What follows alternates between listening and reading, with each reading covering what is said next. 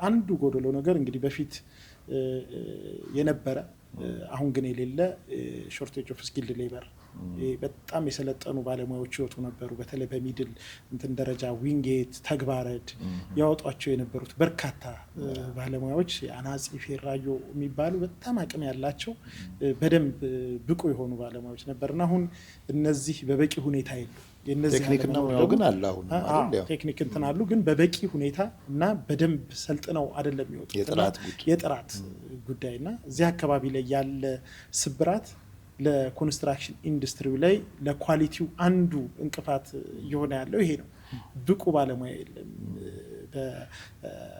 በስኪል ሌበር ላይ እና እነዚህ ራሱ አንዱ ችግር ናቸው። በፊት ጃይዜድ ከማህበሩ ጋር ለተወሰነ ለመስራት ይሞክር ነበር እነዚህን ስልጠናዎች አሰልጥኖ መሄድና አሁን እንደሚታየው ግን ብዙ ጊዜ አናጺ ተብሎ ይገባል ኦር የሚሰራው ስራ ትክክለኛ እንትን አይደለም።